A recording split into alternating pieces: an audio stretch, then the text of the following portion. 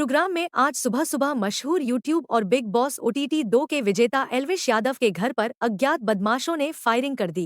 सुबह करीब 5:30 बजे 3 अज्ञात बदमाशों ने एल्विश यादव के घर पर करीब 1 दर्जन से ज्यादा राउंड फायरिंग कर इलाके में दहशत का माहौल बना दिया है। घटना की सूचना मिलने के बाद गुरुग्राम पुलिस मौके पर पहुंची और जांच में जुट गई है। गुरुग्राम के सेक्टर 56 में आज सुबह एल्विश यादव के घर पर करीब 1 दर्जन से ज्यादा राउंड फायरिंग हो गई। एल्विश यादव के माता पिता जब आज सुबह सो रहे थे तो अचानक गोलियों के शोर से अचानक उठ खड़े हुए। एल्विश यादव के पिता ने घटना की सूचना तुरंत पुलिस को दी। इसके बाद मौके पर पुलिस ने पहुंचकर जांच शुरू कर दी और सीसीटीवी फुटेज को खंगालने लगी। हालांकि पुलिस ने जांच के लिए सीसीटीवी फुटेज के डीवीआर को अपने कब्जे में ले लिया है। भाई पहली बात तो देखो, अगर लोग सुन रहे हैं सभी आपके माध्यम से, तो मैं कहूँगा कि ऐसा कुकृत्य किसी के साथ ना हो। ठीक है जी। दूसरी बात है कि ना तो हमारे आज तक किसी दुश्मनी है, ना ही कोई हमारे पास कोई ऐसा मैसेज आया है कि भाई मान लो जो आपका अगला क्वेश्चन होता है मैं पहले बता देता हूँ, आज तक तो है नहीं।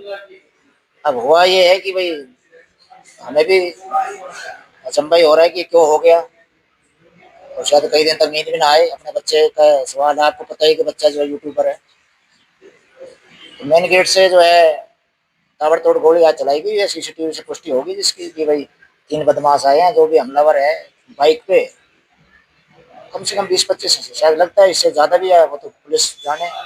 उन्होंने सारी टीमें सुबह हमने सूचना दे दी थी, आ गई सारी टीमें और अपना काम करके अभी जांच में लगी हुई है। और आई होप कि गुड़गांव पुलिस है जल्दी से जल्दी इस चीज को पता लगा देगी, और प्रशासन और सरकार का पूरा सहयोग चाहिए हमें। तो 5:30 बजे की देखा हमने सीसीटीवी, 5:25 दिखाई दे रहे हैं कि एक बाइक पे जाते हुए, फिर 2 इधर से बाइक खड़ी करके 2 इधर आए हैं।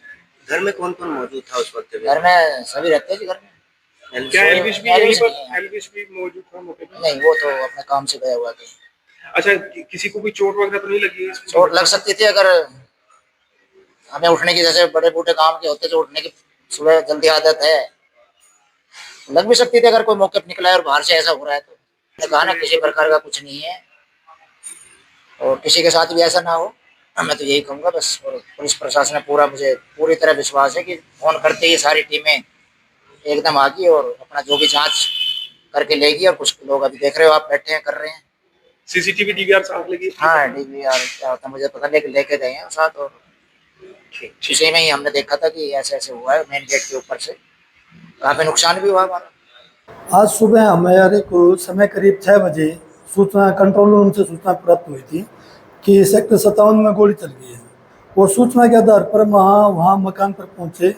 वो एल्विश यादव का मकान था और मकान के ऊपर वहाँ कैमरे भी लगे हुए थे। कैमरे की देखे तो उसमें कैमरे में फायरिंग करते हुए 2 व्यक्ति दिखाई दिए और मोटरसाइकिल पर भी व्यक्ति आए थे। 3 व्यक्ति थे टोटल।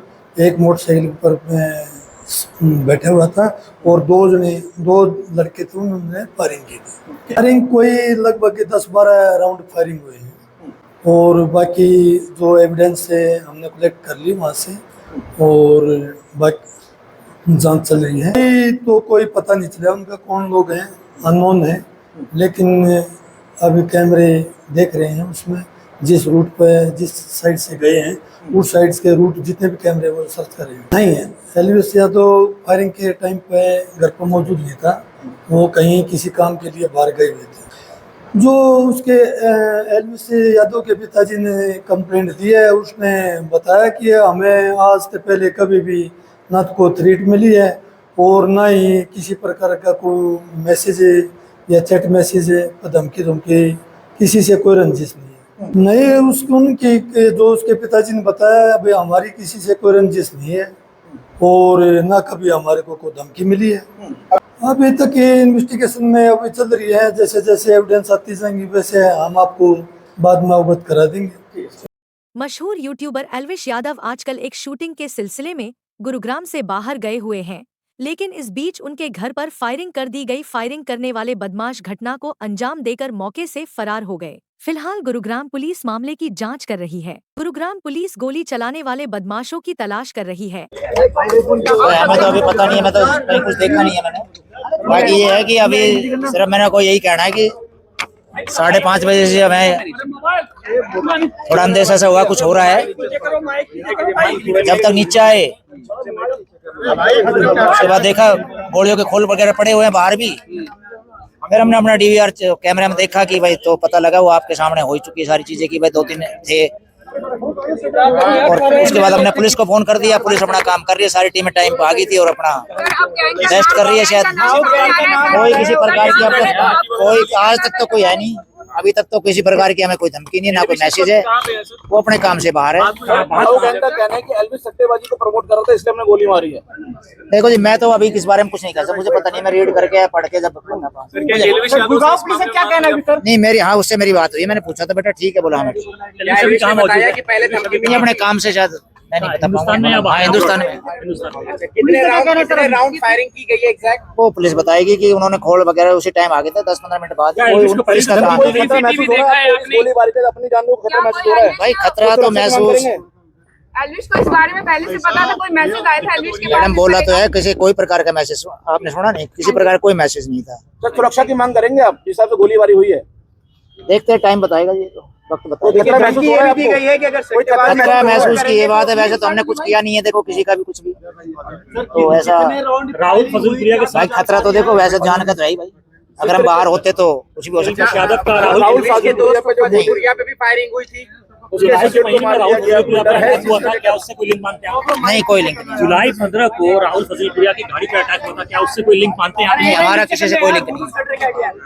एल्विश यादव के घर पर आज सुबह हुई फायरिंग के बाद पुलिस की कई टीम मौके पर पहुंची और जांच में जुट गई। वहां लगी गोलियों के खाली खोल भी पुलिस ने बरामद कर लिए हैं। गुरुग्राम पुलिस गोली चलाने वाले आरोपियों की तलाश में जुट गई है।